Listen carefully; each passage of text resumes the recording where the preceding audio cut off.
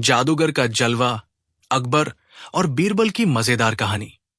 एक बार की बात है, बादशाह अकबर के दरबार में रोज की तरह शाही बैठक चल रही थी। दरबारी अपने अपने विचार प्रकट कर रहे थे और बीरबल हमेशा की तरह अपनी बुद्धिमानी से सबका मन मोह रहे थे। तभी दरबार में एक अजनबी आया। लंबा कद, चमकीला चोगा, सिर पर बड़ा सा साफा और हाथ में एक चमकता हुआ डिब्बा। जहां पनाह, वो बोला, मैं दूर दक्षिण से आया हूं और मेरे पास एक जादुई वस्तु है जो आपके राज्य को अमर बना सकती है। दरबार में सन्नाटा छा गया। वो अजनबी अपने आप को जादूगर कमरूल कहता था। उसने दावा किया कि उसके पास एक ऐसा पत्थर है जिसे यदि कोई सच्चे मन और सही मंत्रों के साथ इस्तेमाल करे तो वो इंसान अद्वितीय शक्ति प्राप्त कर सकता है। ऐसा कि वो हवा में उड़ सकता है, आग में जल नहीं सकता और तलवार उसे काट नहीं सकती। बादशाह अकबर, जो विज्ञान और कला में विश्वास रखते थे, थोड़े हैरान हुए लेकिन उत्सुक भी थे। अगर ये सच है, अकबर बोले, तो इस पत्थर का परीक्षण किया जाना चाहिए। बीरबल, जो हर चीज को तर्क और बुद्धि की कसौटी पर परखते थे, चुपचाप सब देख रहे थे। उन्होंने जादूगर से पूछा, ये मंत्र क्या है? कमरूल ने कहा, यह मंत्र इतना गूढ़ है कि केवल योग्य व्यक्ति ही इसका प्रयोग कर सकता है। यदि कोई अयोग्य व्यक्ति इसे पढ़े तो वो पत्थर की ताकत खो जाएगी।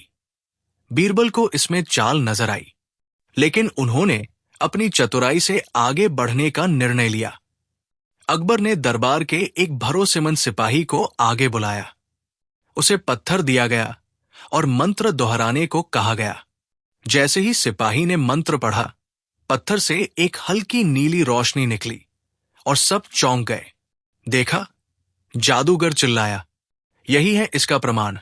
लेकिन बीरबल ने सिपाही से पूछा, क्या तुमने कुछ खास महसूस किया? सिपाही ने सिर हिलाया, नहीं हुजूर, बस पत्थर गर्म हो गया थोड़े समय के लिए। अब बीरबल ने एक पिंजरे से तोता मंगवाया और जादूगर से कहा, अगर यह पत्थर इतना शक्तिशाली है तो ये किसी भी प्राणी को विशेष बना सकता है। इस तोते पर इसका प्रयोग करें। जादूगर झिझका, लेकिन अकबर की निगाहें उस पर थी। उसने मंत्र पढ़ा और पत्थर तोते को छुआया। तोता अचानक पिंजरे से उड़ गया और दरबार के झूमर से जा टकराया और वही गिर पड़ा। शायद इसका असर गलत हो गया, जादूगर बड़बड़ाया। अब बीरबल को यकीन हो गया कि ये सब छलावा है। बीरबल ने अगली सुबह के लिए योजना बनाई। उन्होंने एक सामान्य पत्थर लिया और वैसा ही चोगा पहनकर खुद को एक अलग रूप में बदल लिया। सुबह सुबह उन्होंने शहर के कोने में एक छोटी सी दुकान खोली। सच्चे मंत्रों वाला असली जादुई पत्थर, सिर्फ योग्य लोगों के लिए।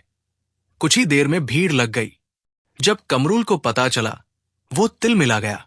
वो उस दुकान पर गया और बोला, तू मेरा नकल कर रहा है? बीरबल ने मुस्कुराते हुए कहा, अगर तुम्हारा पत्थर असली है तो आओ मुकाबला करें। दोनों पत्थरों को बादशाह के सामने परखा जाए।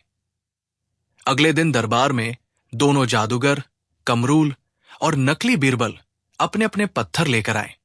बादशाह अकबर ने परीक्षण का आदेश दिया। बीरबल ने अपने पत्थर को पानी में डाला और वो पत्थर तैरने लगा। उसमें अंदर हवा भरी थी। कमरूल ने भी वही किया, लेकिन उसका पत्थर डूब गया। बीरबल बोले, जहां पनाह, मेरा पत्थर केवल योग्य के लिए है, इसीलिए ये डूबता नहीं। सब हंस पड़े और कमरूल शर्मिंदा हुआ।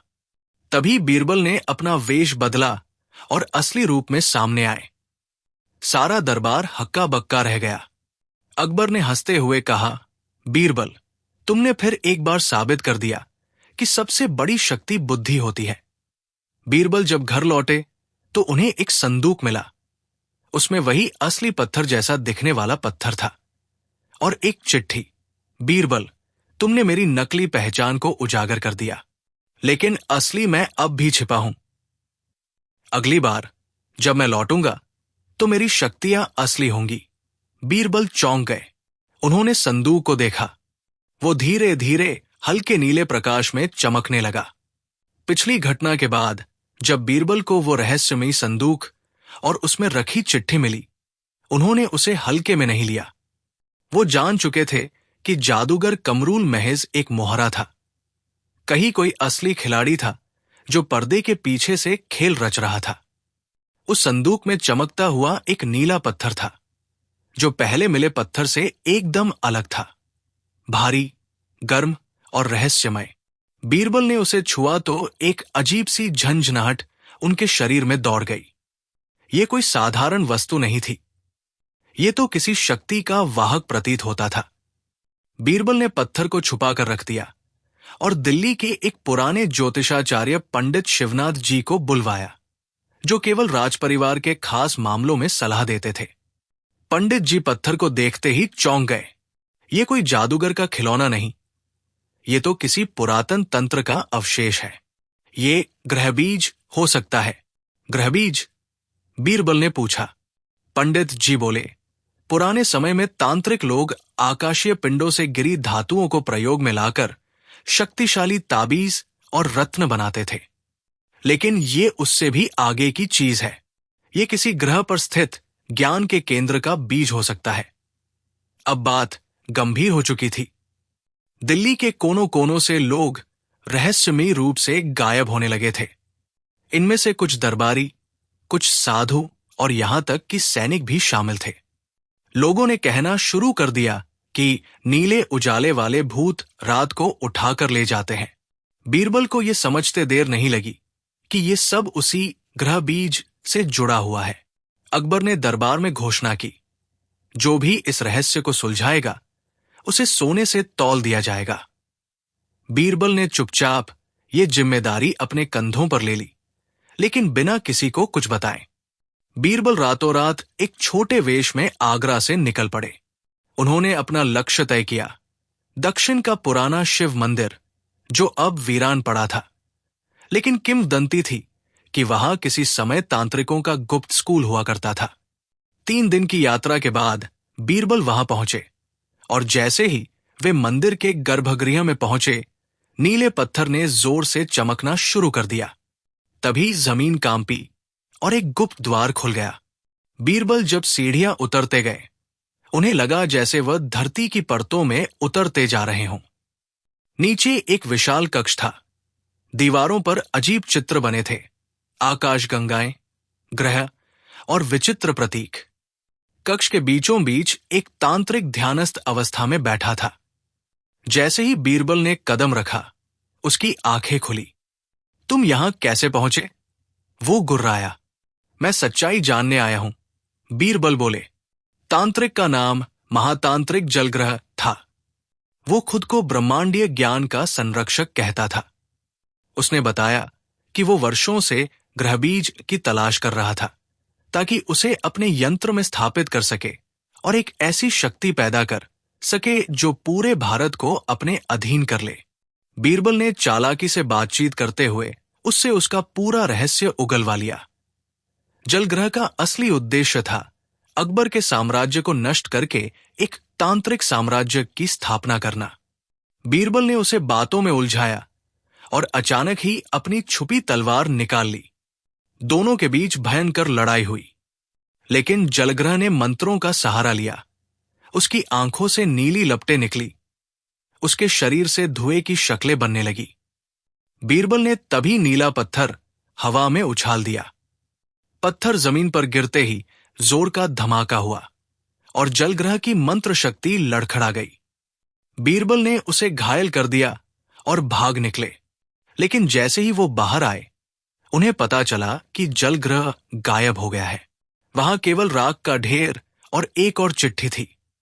बीरबल, तुम एक चाल के जीत गए, युद्ध अभी बाकी है। अगली बार मैं अकेला नहीं आऊंगा। तुम्हारा शत्रु त्रिकालवर्ती बीरबल जब दरबार लौटे तो उन्हें लगा कि ये अध्याय खत्म हुआ है, लेकिन तब से उन्हें अजीब सपने आने लगे। ग्रहों की आवाजें, नीले प्रकाश में सजीव छायाएं और एक व्यक्ति जिसकी आंखों में आग थी।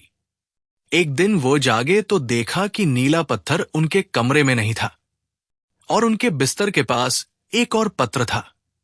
अब वो मेरे पास है। अगला निशाना, खुद बीरबल, देखो क्या तुम इस खेल से बाहर निकल सकते हो। अगले दिन जब बीरबल बादशाह अकबर के दरबार में पहुंचे, उनकी आंखों में नींद का कोई नामो निशान नहीं था।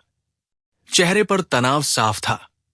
उन्होंने अकबर से कुछ नहीं कहा, लेकिन अकबर उनके मन की स्थिति भांप गए।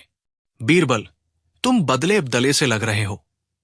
क्या कोई नया रहस्य तुम्हारा पीछा कर रहा है? बीरबल ने धीरे से उत्तर दिया, जहांपनाह, ये कोई साधारण रहस्य नहीं। ये समय और आत्मा के परे की शक्ति है। मुझे डर है कि ये केवल मेरा नहीं, पूरे हिंदुस्तान का इम्तिहान है। अकबर गंभीर हो गए। उन्होंने एक गुप्त बैठक बुलाई, जिसमें केवल बीरबल, अब्दुल रहीम खान खाना और राजा टोडरमल शामिल थे। वही बीरबल ने त्रिकालवर्ती और ग्रहबीज की पूरी कहानी सुनाई। नीला पत्थर अब त्रिकालवर्ती के पास था। वो कोई साधारण पत्थर नहीं था, बल्कि समय के पथ को मोड़ सकने वाली ऊर्जा का स्रोत था। पंडित शिवनाथ ने कहा, यदि त्रिकालवर्ती उस पत्थर का पूर्ण उपयोग करना सीख गया, तो वो भूत, वर्तमान और भविष्य तीनों को एक साथ देख और बदल सकेगा। बीरबल ने निर्णय लिया। अब उन्हें सिर्फ रक्षात्मक नहीं रहना था, बल्कि हमला करना था। बीरबल ने एक गुप्त योजना बनाई। उन्होंने दरबार छोड़ दिया और संदिग्ध स्थलों की यात्रा शुरू की। वे स्थान जहां समय और स्थान में विचित्र घटनाएं होती थी। पहला स्थान, मालवा का शून्य गुफा। ये एक ऐसी गुफा थी जहां दिन में भी अंधेरा रहता था। गांव वाले कहते थे, जो भीतर गया कभी लौटकर नहीं आया। बीरबल एक मशाल लेकर भीतर गए। दीवारों पर खगोलीय चिन्ह थे और नीले रंग की धुंध हर कोने में फैली थी। गुफा के अंत में एक पत्थर पर त्रिकालवर्ती का नाम खुदा था। नीचे एक वाक्य लिखा था, मैं अतीत में हूं, तुम्हारे सामने। मैं वर्तमान में हूं, तुम्हारे पीछे। मैं भविष्य में हूं, जहां तुम अभी सोच भी नहीं सकते। एक पल को बीरबल का मन डगमगाया। क्या ये तांत्रिक वाकई समय से परे है? इसी खोज में बीरबल को एक पर्वत पर एक गुफा में एक रहस्यमयी वृद्ध मिले। वो बोले, मुझे लोग अज्ञात ऋषि कहते हैं। मैं वो हूं जो समय की नदी के किनारे बैठा हूं। बीरबल ने उन्हें त्रिकालवर्ती के बारे में बताया। ऋषि बोले, त्रिकालवर्ती पहले एक ऋषि ही था, ऋषि कालभैरव, जिसने समय को साधने की चेष्टा की। परंतु जब ज्ञान का अहंकार उसे घेर बैठा, वो त्रिकालवर्ती बन गया, यानी वह जो तीनों कालों को एक साथ झपटने की चेष्टा करता है। ऋषि ने बीरबल को एक रहस्यमयी लिपि में लिखी पुस्तक दी, कालचक्र सूत्र। इसमें लिखा था कि ग्रहबीज को निष्क्रिय किया जा सकता है यदि उसे 4 तत्वों जल, अग्नि, वायु, पृथ्वी की चक्रधारा में रखा जाए। बीरबल ने अकबर से आग्रह किया कि पूरे भारत के चारों दिशाओं से 4 सबसे पवित्र तत्वों को इकट्ठा किया जाए। गंगा जल, जल तत्व। कांचीपुरम की अग्निहवन राख, अग्नि तत्व। हिमालय की वायु में बंधा मंत्र सूत्र, वायु तत्व। धारापुरी की भूमि की मिट्टी, पृथ्वी तत्व। ये कार्य कठिन था, लेकिन अकबर ने 4 गुप्त दल भेजे। हर मिशन रोमांचक और संकटों से भरा था। जब चारों तत्व इकट्ठा हो गए, तभी अचानक बीरबल को एक आवाज सुनाई दी, न कानों से न हवा में, सीधी उनके मस्तिष्क में। तुम सोचते हो तुम जीत रहे हो? क्या तुम नहीं जानते कि मैं तुम्हारे हर अगले कदम को पहले ही देख चुका हूं? मैं तुम्हारे वर्तमान में प्रवेश कर चुका हूं। अगले दिन अकबर की तलवार अपने स्थान से गायब मिली। दरबार में लगे चित्रों की आंखें हर समय बीरबल को घूरती सी लगी। यह संकेत था कि त्रिकालवर्ती अब पास है, बहुत पास। बीरबल ने चारों तत्वों को लेकर राजधानी के बाहर बने एक पुरातन काल मंडप में प्रवेश किया। वहां एक विशेष मंत्रोच्चार के माध्यम से उन्होंने ग्रहबीज को निष्क्रिय करने की प्रक्रिया शुरू की। लेकिन तभी समय थम गया। हर पक्षी, हर पत्ता, हर हवा, सब स्थिर हो गए।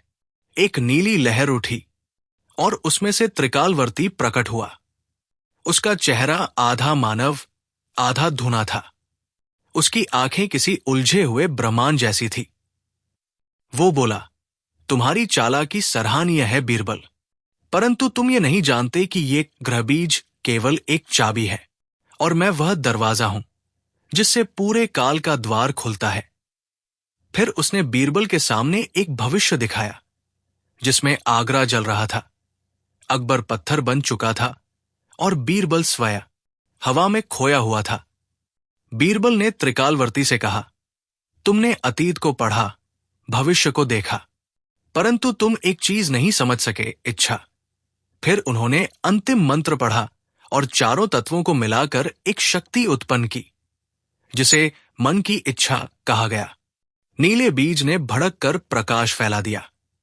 त्रिकालवर्ती चीखा, तुमने मुझे हराया नहीं, केवल विलंबित किया है। मैं लौटूंगा और तब समय भी तुम्हारा शरण नहीं ले सकेगा। और फिर वो गायब हो गया। जब बीरबल वापस दरबार लौटे, सब सामान्य था। अकबर मुस्कराए, दरबारी हंस रहे थे, लेकिन बीरबल को फिर वही सपना आया। सपने में वह एक रेगिस्तान में खड़े थे, जहां दूर से एक धुंधली आकृति उनकी ओर बढ़ रही थी। वही आवाज फिर गूंज रही थी। अब अगला बीज धरती पर नहीं, चंद्रमा पर है। देखो, क्या तुम वहां भी पहुंच सकते हो? बीरबल कई रातों से एक ही स्वप्न देख रहे थे।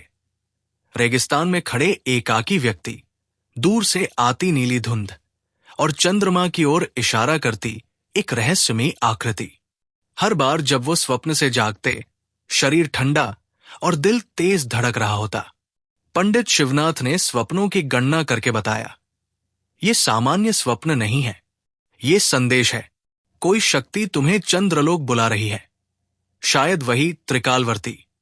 बीरबल ने अब तय कर लिया, वे सत्य के पीछे जाएंगे, चाहे वो इस धरती पर हो या धरती के बाहर। कालचक्र सूत्र की अब तक केवल पहली पृष्ठ का उपयोग हुआ था, लेकिन अब बीरबल को याद आया कि वो पुस्तक आधी अधूरी थी। रात्रि के तीसरे पहर पुस्तक अपने आप पलटने लगी। अगला पृष्ठ उभर आया, एक चित्र, कांच की सीढ़ियां जो आकाश तक जाती है, और नीचे लिखा था, जहां तर्क मौन होता है वहां कल्पना मार्ग देती है। बीरबल समझ गए, अब केवल तर्क से नहीं, कल्पना और आत्मा की शक्ति से ही अगला द्वार खुलेगा। पंडित शिवनाथ ने उन्हें बताया कि राजस्थान के थार रेगिस्तान में एक जगह है, चंद्रपथ, जहां प्राचीन काल में ऋषियों ने आकाशगमन का प्रयोग किया था। बीरबल वहां पहुंचे। चंद्रपथ में जमीन पर अंकित था एक विशाल चक्र, और रात को पूर्णिमा की चांदनी उसमें पड़ते ही वो चमकने लगा। बीरबल ने जैसे ही कालचक्र सूत्र की मंत्र पंक्ति दोहराई, जमीन कांप उठी और वहां एक पारदर्शी सीढ़ी प्रकट हो गई जो आकाश में ऊपर तक जाती थी। बीरबल ने साहस जुटाया और पहला कदम रखा। सीढ़ियां चढ़ते ही बीरबल ने पाया कि वे अब किसी और ही आयाम में हैं। पृथ्वी नीचे दूर होती जा रही थी। कुछ ही देर में वे एक सफेद, शांत और चमकीले स्थान पर पहुंचे, चंद्रलोक। लेकिन यह वैसा नहीं था जैसा खगोल शास्त्रियों ने वर्णन किया था।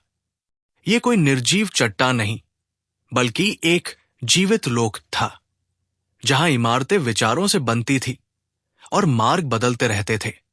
यहां के वासी मौन थे, आंखें नीली और चमकती थी। उन्होंने बीरबल का स्वागत बिना बोले ही कर लिया। एक महिला आकृति ने बीरबल को एक पतली पट्टी दी जिस पर लिखा था, तुम यहां आए हो सत्य की खोज में, पर यहां सत्य भी रूप बदलता है। एक प्राचीन वृक्ष के नीचे बीरबल को एक अकिंचन योगी मिला। वो आंखें बंद कर ध्यानस्थ था, लेकिन उसकी उपस्थिति संपूर्ण क्षेत्र में गूंज रही थी। वो बोला, मैं कालपुरुष हूं। त्रिकालवर्ती मेरा ही अंश है, मेरा छाया रूप। जब मैंने समय को बांधने की चेष्टा की, मेरी छाया अलग हो गई और उसी में विकार भर गया। अब वही छाया स्वतंत्र रूप से अपना अस्तित्व तलाश रही है और वो पत्थर उसी की कुंजी है। बीरबल ने पूछा, क्या मैं उसे रोक सकता हूं? उत्तर मिला, नहीं, परंतु तुम उसकी दिशा बदल सकते हो। और यही तुम्हारी परीक्षा है। बीरबल ने चंद्रलोक में एक ऐसा यंत्र देखा जिसे देखकर उसकी रूह कांप उठी। कालगोल। ये गोल यंत्र 3 वृत्तों से बना था, भूत, वर्तमान और भविष्य। उसके केंद्र में त्रिकालवर्ती का स्वरूप उभर रहा था। अब वो न केवल समय का स्वामी बनना चाहता था, बल्कि धारणाओं और आस्थाओं का भी मालिक। उसने अब अपने आप को त्रिलोकवर्ती कहना शुरू कर दिया था, तीनों लोकों का अधिपति। त्रिलोकवर्ती ने बीरबल को एक मानसिक द्वंद्व में डाला। बीरबल के सामने उनके अतीत, बचपन, असफलताएं और यहां तक कि उनकी मृत्यु के क्षण दिखाए गए। लेकिन बीरबल अड़िग रहे। उन्होंने त्रिकालवर्ती से कहा, तुम मुझे मेरी ही स्मृति से डरा रहे हो, पर मैं अपने भय को पहचानता हूं और वही मुझे तुमसे अलग बनाता है। त्रिकालवर्ती का स्वरूप हिलने लगा। वो बोला, तुमने मेरी परीक्षा पार कर ली, पर अब मेरा अगला अवतार वो होगा जो तुम्हें नहीं पहचानता। और वो स्वरूप नीली रोशनी में विलीन हो गया। बीरबल जैसे ही पृथ्वी पर लौटे, सब कुछ सामान्य था, लेकिन उनकी आंखें अब हर चीज को अलग दृष्टि से देखती थी। वे अकबर के पास पहुंचे। दरबार भी वैसा ही था, लेकिन अब बीरबल के पास एक नई चेतना थी। पंडित शिवनाथ बोले, क्या तुमने त्रिकालवर्ती को समाप्त कर दिया? बीरबल बोले, नहीं, मैंने बस उसे नई दिशा दी है। कुछ ही दिनों बाद शहर में एक नया बालक प्रकट हुआ। उसकी आंखें नीली थी और जब वो खेलता तो हवा उसकी बात मानती। लोग उसे नीलराज कहने लगे। एक दिन वो बीरबल के पास आया और बोला, मुझे कहानियां पसंद है, लेकिन मेरी पसंदीदा कहानी है वो जिसने समय को मात दी, पर फिर भी पीछे रह गया। बीरबल चौंके। बालक मुस्कुराया और नीली धुंध में गायब हो गया। आगरा के एक मोहल्ले में अचानक एक विचित्र घटना घटी। एक औरत के गर्भ से जन्मा बालक पैदा होते ही बोल उठा, मुझे फिर धरती पर आना पड़ा, क्योंकि बीरबल अभी भी संदेह में है। उसका नाम रखा गया नीलराज। उसकी नीली आंखें इतनी चमकीली थी कि लोग उसमें खुद को देख पाते थे। कुछ लोग डरने लगे, कुछ उसकी पूजा करने लगे। जल्द ही उसकी कहानियां दरबार तक पहुंच गई। बीरबल को जब यह समाचार मिला, उनके हाथ से प्याला गिर पड़ा। वो वापस आ गया। उन्होंने बुदबुदाया। बादशाह अकबर को भी उत्सुकता हुई। उन्होंने बालक को बुलवाया। वो महज 8 वर्ष का था, लेकिन उसकी चाल और आवाज में शांति थी, जैसे सैकड़ों वर्ष की चेतना उसमें समा गई हो। अकबर ने पूछा, तुम्हें यहां आकर कैसा लग रहा है? नीलराज ने उत्तर दिया, जहां मैं था वहां समय ठहरा हुआ था, अब मैं उसे गति देने आया हूं। बीरबल ने उसका चेहरा ध्यान से देखा। उसके होंठ कुछ कह रहे थे, पर आंखें बहुत कुछ छिपा रही थी। बीरबल को धीरे धीरे ये एहसास होने लगा कि नीलराज महज कोई असाधारण बालक नहीं, बल्कि त्रिकालवर्ती का पुनर्जन्म हो सकता है, या शायद उससे भी कुछ ज्यादा। उन्होंने स्वयं को एकांतवास में डाला। एक पुरानी गुहा में बैठकर उन्होंने कालचक्र सूत्र के छुपे अध्यायों का अध्ययन शुरू किया।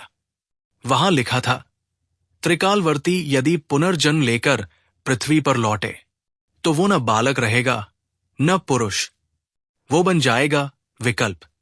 और विकल्प का अर्थ है अस्तित्व और अनस्तित्व का साथ साथ होना। बीरबल की नींद उड़ गई। एक दिन आगरा के एक चौराहे पर एक जहरीला नाग प्रकट हुआ और लोगों को डराने लगा। सैनिकों के भाले भी बेअसर थे। तभी नीलराज वहां पहुंचा। उसने कुछ नहीं कहा, बस नाग की आंखों में देखा, और नाग अपनी जगह जम गया, पत्थर बन गया। लोग उसे कृपा का बालक कहने लगे, पर बीरबल ने देखा नाग के नीचे एक नीला चिन्ह बना था, वही त्रिकाल वृत्त। अकबर को नीलराज से लगाव होने लगा। वो रोज उससे बातें करते, सलाह लेते, भविष्य जानने की कोशिश करते।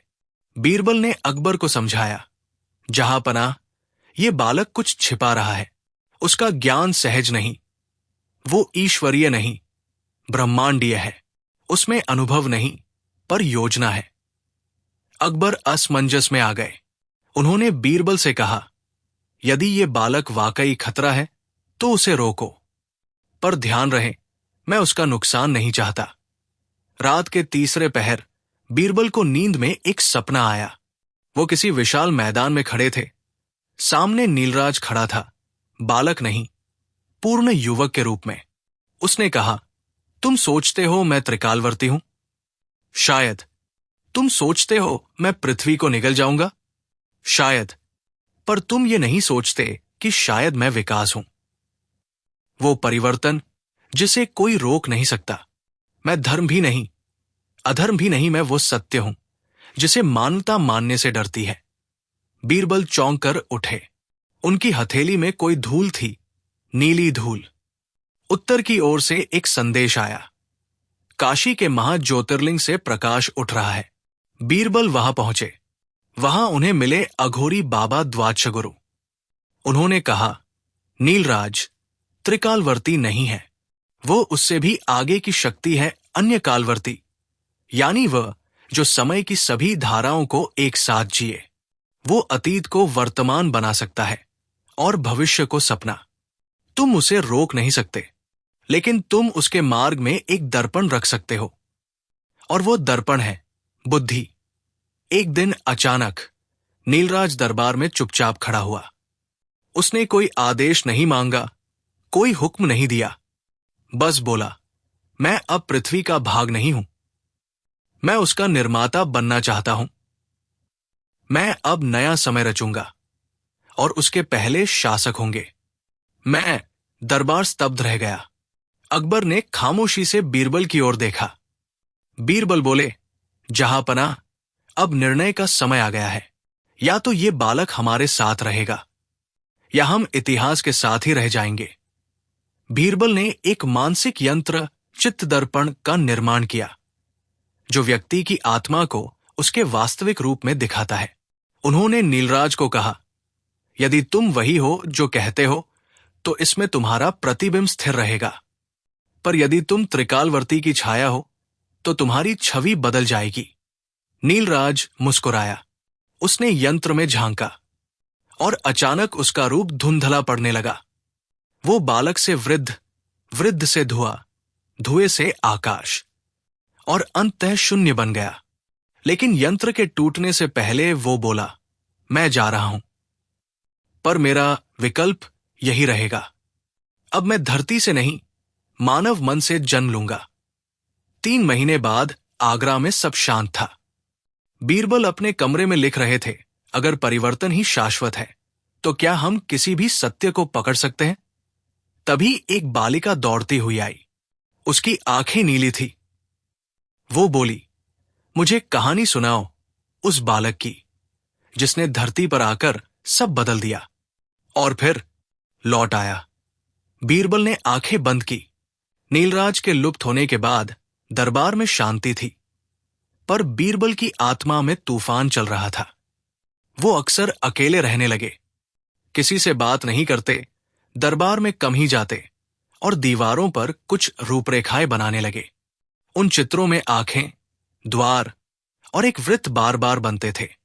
रात में उन्होंने अकबर से एक रहस्यमयी वाक्य कहा, वो अब लौटेगा नहीं, वो अब हर कहीं है। आगरा से दूर एक गांव में एक वृद्ध लकड़हारा मानसिक रूप से अस्थिर होने लगा। वो दीवारों पर नीली आकृतियां बनाता, आकाश से बातें करता और लोगों को चेतावनी देता। समय अब बाहर नहीं, भीतर बह रहा है। विकल्प उठ चुका है। धीरे धीरे देश भर में कई लोग अजीब हरकतें करने लगे। कोई गहरी बातें करने लगा, कोई अपना अतीत देखता रहा और कुछ लोग एक ही स्वप्न देख रहे थे। 3 द्वार, जिनमें से एक ही वास्तव में खुल सकता था। इस पूरे मानसिक परिवर्तन को लोगों ने नाम दिया विकल्प रोग। बीरबल अब आध्यात्मिक साधना में लीन थे। उन्होंने एक नया ग्रंथ लिखना शुरू किया, मनायाम सूत्र, जिसमें उन्होंने मनुष्य के भीतर उठते हुए त्रिकालवर्ती के लक्षणों को चिन्हित किया। उन्होंने अकबर से कहा, जहांपनाह, अब ये युद्ध किसी जादूगर से नहीं बल्कि मन की छाया से है। बीरबल ने बताया कि मनुष्य में जब अतीत की पीड़ा, वर्तमान का भ्रम और भविष्य का भय एक साथ सक्रिय हो जाते हैं। वही त्रिकालवर्ती का पुनर्जन्म होता है। बीरबल ने आगरा के बाहर एक गुप्त स्थान पर एक मानसिक प्रयोगशाला बनवाई, चित्तशाला, जहां उन्होंने उन लोगों को बुलाया जो विकल्प रोग से ग्रस्त थे। वहां उन्होंने उन्हें स्वप्न में एक द्वार दिखाया और उनसे पूछा, कौन सा द्वार खोलोगे? कुछ ने भविष्य का द्वार खोला। वे अजीब विचारों में डूबे गए। कुछ ने भूतकाल का द्वार खोला। वे अपनी गलतियों में फंस गए। लेकिन कुछ ने तीसरा द्वार खोला, जिसमें केवल एक दर्पण था। उनमें से एक युवक का नाम था यति। यति एक शांत युवक था, जिसकी आंखों में नीली चमक थी, पर वो नीलराज जैसा नहीं था। उसने बीरबल से कहा, मुझे सपनों में कोई बुला रहा है। एक द्वार जिसमें केवल शब्द लिखे हैं, तुम वो हो जिसे तुम खोज रहे हो। बीरबल ने महसूस किया, यति कोई सामान्य युवक नहीं। वह या तो त्रिकालवर्ती का शुद्ध रूप है, या उस चेतना का उत्तर जिसे मानवता सदियों से ढूंढ रही थी। अकबर को यति से मिलवाया गया।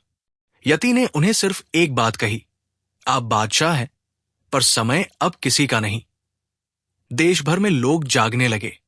कुछ किसान दिन में बैठकर भविष्य की बातें करने लगे। कुछ बच्चे आंखें बंद करके अपने पिछले जन्म की घटनाएं बताने लगे। बाजारों में चर्चा थी, हर कोई अब विकल्प में जी रहा है। सच क्या है, ये कोई नहीं कह सकता। कुछ लोग त्रिकाल धर्म की स्थापना करने लगे, जहां समय को पूजा जाता। अकबर ने बीरबल से पूछा, क्या ये पागलपन है? बीरबल बोले, नहीं, ये मानव चेतना का विद्रोह है। एक रात यति ने सपने में वही नीली आकृति देखी, नीलराज, जो अब एक परछाई था। वो बोला, मैं वापसी नहीं चाहता, मैं विकास चाहता हूं। एक ऐसा युग जहां हर इंसान समय को महसूस करे। यति ने पूछा, तब मुझे क्यों बुलाया गया? नीलराज बोला, क्योंकि तुम ही वो उत्तर हो जो किसी प्रश्न के बिना जन्मा है। बीरबल ने एक रात स्वयं को 3 द्वारों के सामने पाया। वहां एक आवाज आई, अब तुम्हें भी चयन करना होगा। बीरबल, तुम कौन हो? सलाहकार, संरक्षक या सृष्टा? बीरबल ने कोई द्वार नहीं खोला। उन्होंने एक चौथा द्वार खोजा, जो भीतर की ओर खुलता था। वहां लिखा था, जो बाहर से विकल्प देखता है वो भ्रमित होता है, जो भीतर जाकर विकल्प को अपनाता है वही त्रिकाल ज्ञानी बनता है। देश भर में अब नए विचार उठने लगे। तांत्रिक विद्या, विज्ञान और दर्शन एक साथ होने लगे। स्कूलों में समय दर्शन सिखाया जाने लगा। लोग अपने मन को समझने लगे। यति अब एक शिक्षक बन चुका था। लोग उसे उत्तर कहने लगे। पर एक दिन यति ने बीरबल से कहा, मैं जो हूं वो केवल संभावना है। अगर मैं भी विकल्प बन जाऊं तो क्या होगा? बीरबल ने कोई उत्तर नहीं दिया। एक दिन एक 5 साल का बच्चा एक मंदिर में पहुंचा। उसने दीवार पर अपनी अंगुली से एक चिन्ह बनाया, त्रिकाल वृत्त। फिर उसने अपनी मां से पूछा, मां, क्या मैं समय हूं? मां ने पूछा, तुम ये क्यों पूछ रहे हो? बच्चा बोला, क्योंकि हर रात कोई मेरे सपने में आता है और कहता है, अब तेरी बारी है। बीरबल, यति और अकबर एक प्राचीन मंदिर के सामने खड़े थे। मंदिर की दीवार पर वही त्रिकाल वृत्त उकेरा हुआ था, जो पूरे युग की पहेली थी। यति ने कहा, यह द्वार है जो विकल्पों की दुनिया से वास्तविकता की ओर जाता है। अकबर ने पूछा, पर कौन इसे खोलेगा? बीरबल ने एक गहरी सांस ली और बोला, जो ये समझ जाए कि विकल्प का अर्थ सिर्फ चुनाव नहीं, बल्कि स्वीकारोक्ति भी है। तीनों ने मंदिर के द्वार की ओर कदम बढ़ाए। द्वार धीरे धीरे खुलने लगा। पर उस समय एक आवाज गुंजाई, तुम क्या सोचते हो कि विकल्प केवल बाहर से आता है? विकल्प तो भीतर है, हर दिल में, हर सोच में।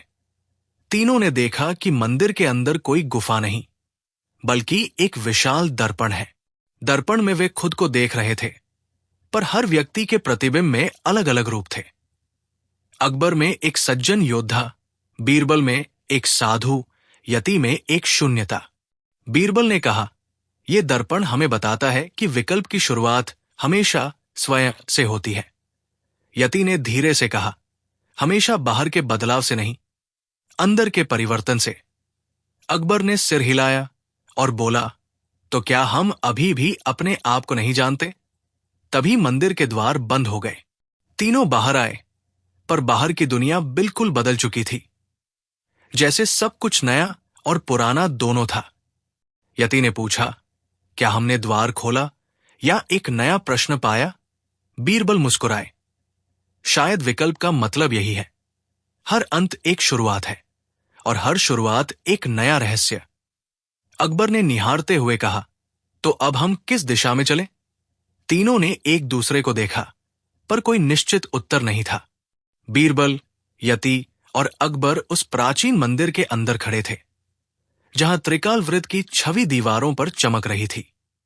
तीनों ने महसूस किया कि ये मंदिर किसी भी साधारण मंदिर से अलग है।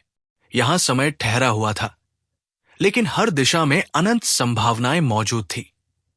यति ने कहा, यहां हम केवल अपनी सीमाओं से पार जा सकते हैं।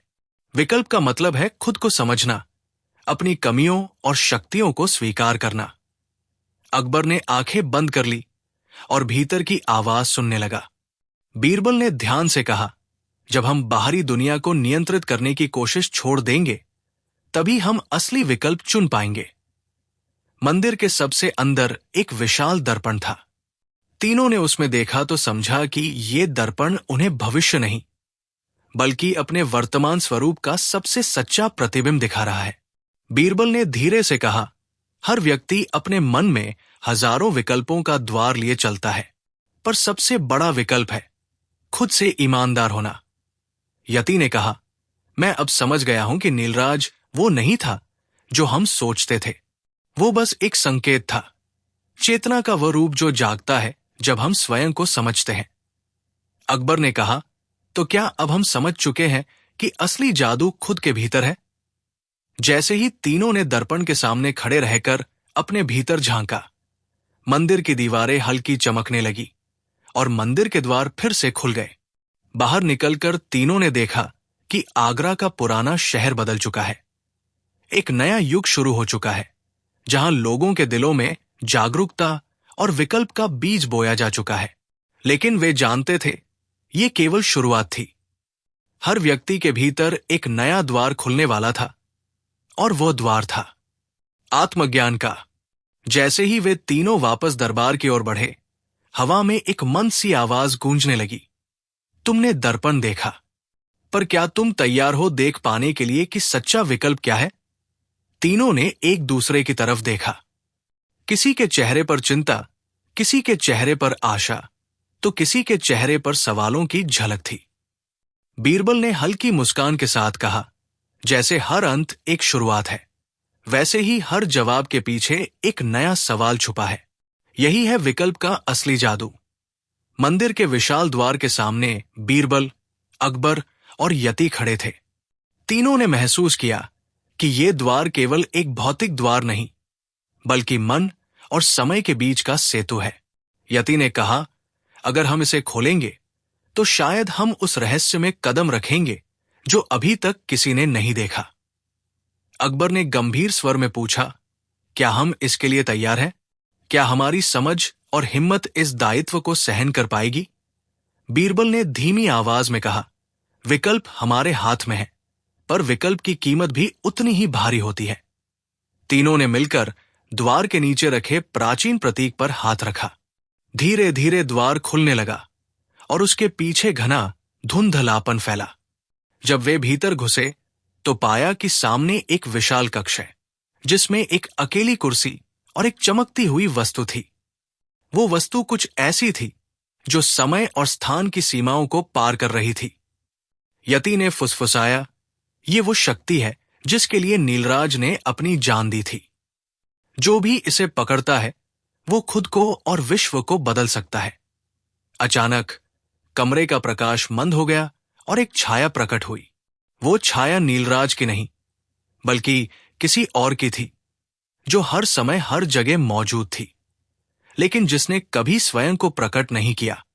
छाया बोली, तुम लोगों ने विकल्प चुना, पर क्या तुम जानते हो कि विकल्प के साथ जिम्मेदारी भी आती है। ये शक्ति तुम्हें स्वयं के सबसे गहरे रहस्यों का सामना कराएगी। क्या तुम तैयार हो? तीनों चुप हो गए।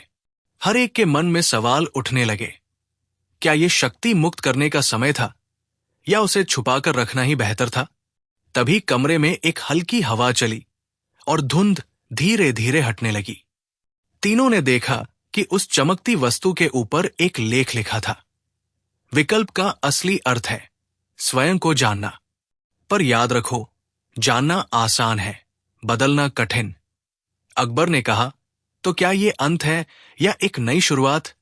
बीरबल मुस्कुराए और बोले, ये अंत नहीं, एक नया प्रश्न है जो हम सबको खुद से पूछना होगा, और इस प्रश्न का उत्तर हर किसी के लिए अलग होगा। यति ने आखिरी बार उस वस्तु को देखा और कहा, मेरी यात्रा यही खत्म नहीं हुई, शायद ये तो बस शुरुआत है। मंदिर के गहन कक्ष में खड़े बीरबल, अकबर और यति ने उस चमकती हुई वस्तु को निहारते हुए कहा, ये वो समय है जब सभी सवालों के जवाब मिलेंगे। यति ने धीरे से हाथ बढ़ाकर उस वस्तु को छुआ और अचानक एक चमकीली रोशनी पूरे कक्ष में फैल गई। रोशनी के बीच एक स्वर गूंज उठा, जो तुम खोज रहे हो वो कभी बाहर नहीं था, वो तो तुम्हारे अंदर था। वो रोशनी धीरे धीरे ठंडी हुई और सामने एक प्राचीन चित्र उभर आया। चित्र में नीलराज न केवल एक जादूगर बल्कि एक महान साधु था, जिसने अपना जीवन मानव चेतना को जागृत करने में लगाया। वो कभी भी सत्ता के लिए नहीं था, बल्कि उसने ये सब एक परीक्षा के रूप में रखा था, ताकि इंसान अपनी सीमाओं को तोड़कर अंदर की सच्चाई तक पहुंच सके। बीरबल ने समझा, नीलराज की असली जादूगरी कोई चमत्कार नहीं, बल्कि मन की गहराई तक जाने की क्षमता थी। स्वर ने बताया, विकल्प का मतलब है स्वीकारना कि तुम स्वयं अपने जीवन के निर्माता हो। न तुम्हें किसी बाहरी शक्ति की जरूरत है, न किसी जादू की। सच तो यह है कि हर विकल्प तुम्हारे मन के भीतर छुपा है। अकबर ने धीरे से कहा, तो नीलराज ने हमें दिखाया कि असली जादू हमारी अपनी सोच में है। यति ने यह सब सुनकर महसूस किया कि वह नीलराज का वंशज नहीं, बल्कि उस जागरूकता का प्रतीक था जो हर मनुष्य में छुपी होती है। वो केवल एक मार्गदर्शक था जो लोगों को उनके अंदर छिपे विकल्पों को पहचानने में मदद करता।